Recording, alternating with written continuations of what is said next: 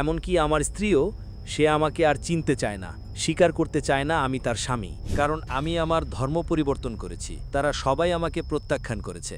আমার ভাই এবং আমার পরিবারের সবাই, আমার স্ত্রী সহ। তারা আমাকে জিজ্ঞেস করে তুমি কেন ইসলাম বেছে নিলে। আমার মাত্র দুটি কারণ আছে, মাত্র দুটি অধ্যায়। হৃদয়ের প্রশান্তি।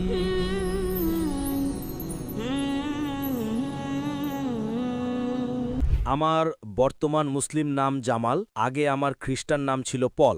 আগে আমি চার্চে কাজ করতাম। এখন আমি আমার পরিবার এবং ভাইদের থেকে আলাদা হয়ে গেছি। আমার মাত্র একটি প্রশ্ন আছে। আমি আমার আত্মীয়ের বাড়িতে ৩ বার গিয়েছিলাম। ৩ বারই আমাকে প্রত্যাখ্যাত করা হয়েছে। আমি জানতে চাই এর সমাধান কি।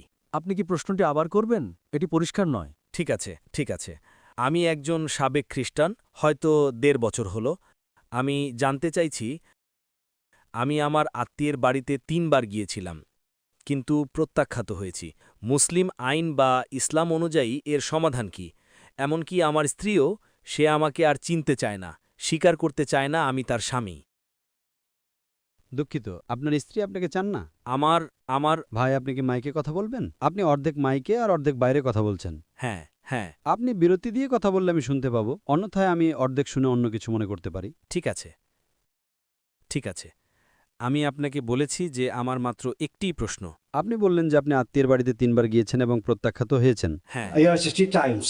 প্রত্যাখ্যানের অর্থ কি? তারা কি আপনাকে বাড়িতে ঢুকতে দেয়নি, নাকি বের করে দিয়েছে, নাকি প্রত্যাখ্যান মানে কি? Yes. আপনি ইংরেজির দিক থেকে রিজেক্টেড, প্রত্যাখ্যাত। তারা কি আপনাকে বাড়িতে ঢুকতে দেয়নি? হ্যাঁ, কারণ আমি আমার ধর্ম পরিবর্তন করেছি। তারা সবাই আমাকে প্রত্যাখ্যান করেছে। আপনি আত্মীয়ের বাড়িতে গিয়েছেন ৩ বার। ৩ বার, হ্যাঁ, এবং তারা আপনাকে প্রত্যাখ্যান করেছে। আমাকে প্রত্যাখ্যান করেছে। তার মানে তারা আপনাকে বাড়িতে ঢুকতে দেয়নি? No, no. এখন পর্যন্ত না। না। না, আমি জানতে চাইছি ইসলাম অনুযায়ী এর সমাধান কি। ভাই, আমি যদি আপনার ইংরেজি বুঝে থাকি, আপনি বললেন প্রত্যাখ্যাত হয়েছেন। প্রত্যাখ্যাত মানে কি আপনাকে বাড়িতে প্রবেশ করতে নিষেধ করা হয়েছে? না, না, হয়তো শুধু প্রবেশ নিষেধ নয়, সম্পর্কচ্ছেদ। কারণ আমি আমার উৎস অর্থাৎ ধর্ম পরিবর্তন করেছি। আপনি জানেন। আমি বুঝতে পারছি আপনি খ্রিস্টান ধর্ম থেকে ইসলাম গ্রহণ করেছেন। হ্যাঁ। প্রত্যাখ্যানের অর্থ কি? তারা কি আপনাকে বাড়িতে আসতে দেয়নি, নাকি আপনার সাথে কথা বলেনি, নাকি আপনাকে চড় মেরেছে? তারা কি আপনাকে মেরেছে? তারা আমাকে আর চিনতে বা স্বীকার করতে চায় না। তারা আপনার সাথে কথা বলতে চায় না? হ্যাঁ, ঠিক তাই। কোন আত্মীয়? আত্মীয় তো বিশাল বাড়ে। তারা কি দূরসম্পর্কের চাচাতো ভাই, নাকি আপন চাচাতো ভাই হতে পারে আপনার বাবা? তাদের সাথে আপনার সম্পর্ক কি? তাহলে আমি আরো ভালো উত্তর দিতে পারবো। হ্যাঁ, আমার ভাই এবং আমার পরিবারের সবাই, আমার স্ত্রী সহ। আপনার ভাই এবং আপনার স্ত্রী? সবাই। আপনার ভাই এবং স্ত্রী আপনাকে প্রত্যাখ্যান করেছে? এবং আমার পরিবারের সবাই। ও, তাহলে আপনার ভাই, আপনার স্ত্রী এবং পরিবারের অন্য সদস্যরা আপনাকে প্রত্যাখ্যান করেছে। হ্যাঁ। তাহলে এর সমাধান কি? হ্যাঁ, মুসলমানদের মতে বা ইসলাম অনুযায়ী এই পরিস্থিতির সমাধান কি? সমাধান হলো, ভাই, প্রথমে আমি আপনাকে অভিনন্দন জানাতে চাই যে আপনি ইসলামের ছায়াতলে এসেছেন। হ্যাঁ, ঠিক বলেছেন। আপনাকে অভিনন্দন। দ্বিতীয়ত, আপনার অন্যান্য আত্মীয় স্বজন, আপনার ভাই, আপনার স্ত্রী, সবার কাছে ইসলামের বাণী পৌঁছে দেওয়া আপনার দায়িত্ব। এখন কথা হলো, আপনি কতটা ভালোভাবে বাণী পৌঁছে দিচ্ছেন সেটা লক্ষণীয়। আপনাকে যা করতে হবে তা হলো তাদের প্রতি সদয় হতে হবে, তাদের ভালোবাসতে হবে, তাদের উপর রাগ করা যাবে না, এবং হিকমতের সাথে ইসলামের বাণী পৌঁছে দিতে হবে। আপনি যখন বার্তা দেবেন তারা আপনার উপর রাগ করতে পারে। যদি তারা রাগ করে, আপনি প্রতিশোধ নেবেন না। আপনি তাদের সাথে সদয় থাকেন, তাদের কিছু উপহার দেন, কিছু চকলেট দেন। ঠিক, তারা যত বেশি খারাপ আচরণ করবে, আপনার তাদের প্রতি তত বেশি সদয় হওয়া উচিত। কারণ আল্লাহ আপনাকে হেদায়েত দিয়েছেন। এখন আপনার কাজ হলো চেষ্টা করা এবং তাদের ইসলামের পথে আনা। তাই আপনাকে খুব প্রেমময় এবং দয়ালু হতে হবে, এবং আপনি যুক্তির সাথে কথা বলতে পারেন। উদাহরণস্বরূপ, আপনি তাদের জিজ্ঞেস করতে পারেন যে তারা কি বিশ্বাস করে যিশু ঈশ্বর। হ্যাঁ, আপনাকে তাদের জিজ্ঞেস করতে হবে ঠিক আছে। যে কেন তারা বিশ্বাস করে যিশু ঈশ্বর। যখন জিজ্ঞেস করবেন, তারা উত্তর দেবে এবং আপনাকে খ্রিস্টান ধর্ম সম্পর্কে বোঝানোর চেষ্টা করবে। ঠিক ঠিক। আপনি যদি আমার ভিডিও ক্যাসেটগুলো দেখেন, ঠিক আছে। আমি ইসলাম ও খ্রিস্টান ধর্মের সাদৃশ্য নিয়ে আলোচনা করেছি। হ্যাঁ। আজ বিশ্বধর্মে মোহাম্মদ সাল্লাহ সাল্লাম নিয়ে আলোচনা করেছি।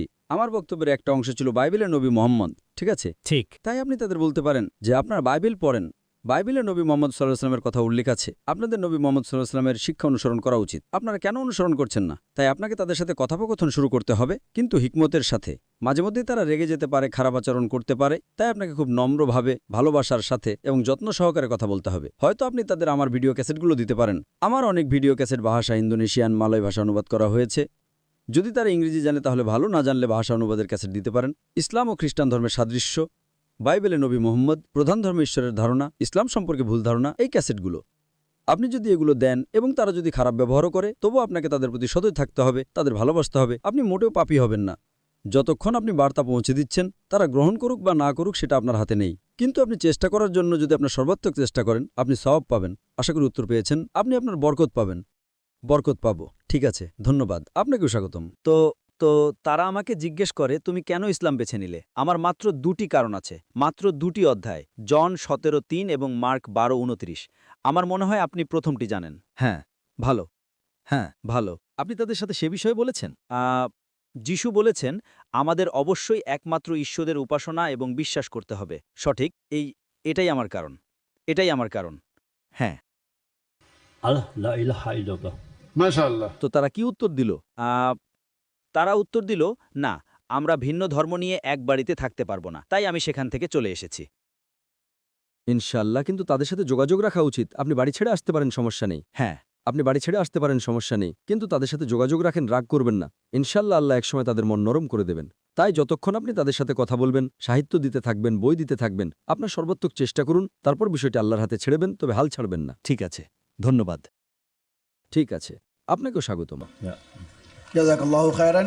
নবী মোহাম্মদ সাল্লাল্লাহু আলহি ওয়াসাল্লাম কিভাবে সামাজিক মেলামেশায় ধর্মীয় মতপার্থক্যগুলোর মুখোমুখি হতেন বা বিষয়গুলো দেখতেন, যাতে করে দোদল্যমান। বোন, সামাজিক মেলামেশার ব্যাপারে একটু ধীরে বলুন।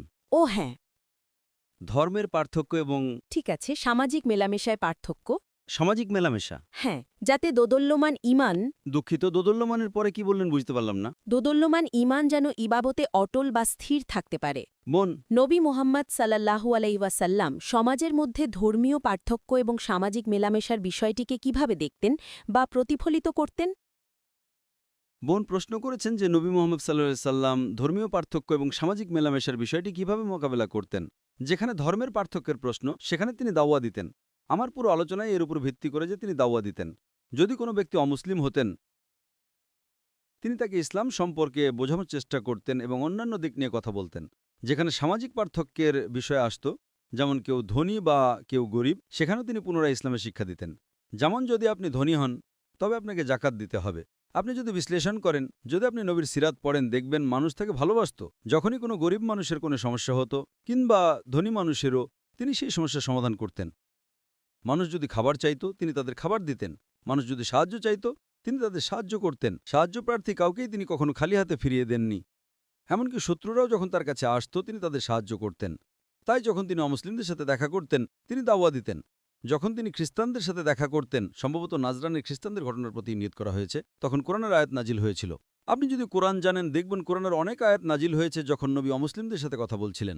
তাহলে নবী কিভাবে মেলামেশা করতেন? আপনি কোরআন পড়ুন এবং হাদিস পড়ুন, আপনি বিভিন্ন উপায় দেখতে পাবেন। তিনি মুসলিম এবং অমুসলিম উভয়কেই সাহায্য করতেন। তাই মানুষ তাকে ভালোবাসত। তাদের অনেকেই শুধুমাত্র মোহাম্মদ সাল্লাল্লাহু সাল্লামের স্বভাব চরিত্রের কারণে ইসলাম গ্রহণ করেছিল। তিনি যেভাবে কথা বলতেন, যেভাবে তাদের ভালোবাসতেন, যেভাবে তিনি দয়ালু ছিলেন, যেভাবে তিনি করুণাময় ছিলেন, যেভাবে তিনি নম্র ছিলেন। কোরআন এটাই বলে, নবী যদি নম্র না হতেন অথবা তিনি যদি রূঢ় হতেন তবে মানুষ তার কাছ থেকে দূরে সরে যেত। তাই নবীর স্বভাবের কারণে, তিনি দয়ালু হওয়ার কারণে, তিনি করুণাময় হওয়ার কারণে, তিনি রাহমাতুল আলামিন হওয়ার কারণে অনেক অমুসলিম ইসলাম গ্রহণ করেছিল এবং অনেক মুসলিম তাকে এতটাই ভালোবাসত যে তারা তার জন্য মরতে প্রস্তুত ছিল।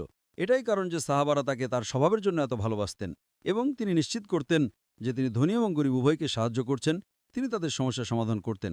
এভাবে মানুষ তাকে ভালোবাসত এবং ইসলাম গ্রহণ করত। আশা করি উত্তরটি পেয়েছেন। আসসালামু আলাইকুম, আমার নাম ইনা, আমি একজন কৃষক। আপনি কি কৃষক? জি, এই সুযোগ দেওয়ার জন্য ধন্যবাদ। আমি একটি বিষয় জিজ্ঞাসা করতে চাই। ইসলাম আমাদের ন্যায়বিচার এবং অন্যের সম্পত্তির প্রতি শ্রদ্ধাশীল হতে শেখায়, কিন্তু নবীর সময়ে নির্দিষ্ট কিছু নিয়মে গনিমতের মাল বা যুদ্ধলব্ধ সম্পদ নেওয়া বৈধ ছিল। আজকের দিনে আমরা বিষয়টিকে কিভাবে বুঝব? যুদ্ধাবস্থায় থাকা কি সত্যিই মালিকানা নৈতিকতা পরিবর্তন করে দেয়?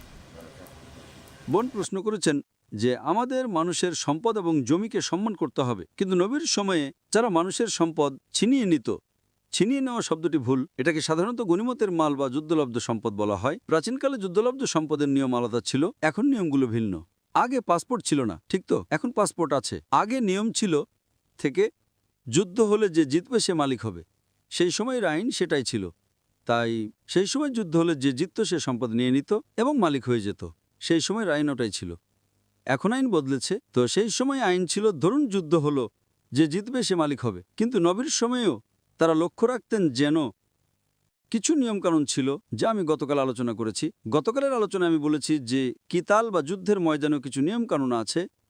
আল্লাহ পেজ 2 সূরা বাকারা আয়াত 190-এ বলেন, তাদের সাথে যুদ্ধ করো যারা তোমাদের সাথে যুদ্ধ করে, কিন্তু সীমালঙ্ঘন করো না। আপনি শিশুদের হত্যা করতে পারেন না, নারীদের হত্যা করতে পারেন না, বৃদ্ধ মানুষদের হত্যা করতে পারেন না যারা আপনার সাথে যুদ্ধ করছে না। আপনি মানুষের গবাদি পশু হত্যা করতে পারেন না, গাছ কাটতে পারেন না। তাই এর পার্থক্যটা আপনার বোঝা উচিত। আপনি উপাসনালয় বা মঠ ভাঙতে পারেন না, তার মানে অন্যদের চেয়ে এখানে কিছু আলাদা নিয়ম ছিল। সেই সময়ে তাদের এই নিয়মগুলো ছিল না। তারা নারীদের হত্যা করত, নারীদের ধরে নিয়ে যেত। ইসলাম নতুন নিয়ম এনেছে। এই যুদ্ধলব্ধ সম্পদ যুদ্ধের সময়ের ব্যাপার, কিন্তু তার মানে এই নয় যে আপনি গিয়ে অন্য কারোর সম্পত্তি বা ফসল নিয়ে নেবেন। আপনি কোনো নারীকে হত্যা করতে পারেন না, কোনো শিশুকে হত্যা করতে পারেন না, এমনকি শত্রুপক্ষের বয়স্ক মানুষদেরও স্পর্শ করতে পারেন না, যদি না তারা যুদ্ধের ময়দানে আপনার সাথে যুদ্ধ করতে আসে। সেটা ভিন্ন বিষয়। আপনি শত্রুর আর্থিক ক্ষতি করার জন্য কিছু করতে পারেন না, গাছ কাটতে পারেন না, কিন্তু যুদ্ধে যা আপনি জয় করেন তা আপনার সম্পত্তিতে পরিণত হয়। মানে আপনি যুদ্ধ করছেন, আপনি ঘোড়া পেতে পারেন বা যা কিছুই গনিমতের মাল হিসাবে ছিল তা আপনার সম্পত্তিতে পরিণত হয়, কারণ সেটি। এবং তারপর যারা যুদ্ধক্ষেত্রে অংশ নিয়েছে তাদের মধ্যে তা ভাগ করে দেওয়া হয়। তো সেই সময় লুটপাট সাধারণ বিষয় ছিল যা ইসলাম কমিয়ে এনেছে বা সুশৃঙ্খল করেছে। এখন আইন ভিন্ন, সেই সময় আইন ছিল ভিন্ন। এখন আমাদের জাতিসংঘ আছে, সেটা ভিন্ন বিষয়। তারা জাতিসংঘের আইন মানে না, তারা জাতিসংঘের আইনের কথা বলে, কিন্তু তারা যা করছে দেখেন এখন গাজায় কি হচ্ছে। 50,000-এর বেশি নিহত, 15,000-এর বেশি শিশু নিহত, নিহতদের 2/3 নারী। তারা সাধারণ নাগরিকদের লক্ষ্যবস্তু করছে, তারা হাসপাতালগুলিকে লক্ষ্যবস্তু করছে, যা সব আন্তর্জাতিক আইনের বিরুদ্ধে। আর কোনো দেশই কিছু করছে না, শুধু কথা বলছে, কেউ পদক্ষেপ নিচ্ছে না, শুধু কথা আর কথা। সমস্যা হলো আজ মুসলিম উম্মাহ দুর্বল। আমরা ঐক্যবদ্ধ থাকলে এমনটা হতো না। ইনশাআল্লাহ আমি এই বিষয়ে একটি আলোচনা দেব, ফিলিস্তিনিদের জন্য মুসলিম উম্মার করণীয় পুনরবিশ্বের কর্মপরিকল্পনা। ইনশাআল্লাহ আগামী রবিবার 20 জুলাই জাকার্তায়, ইনশাআল্লাহ।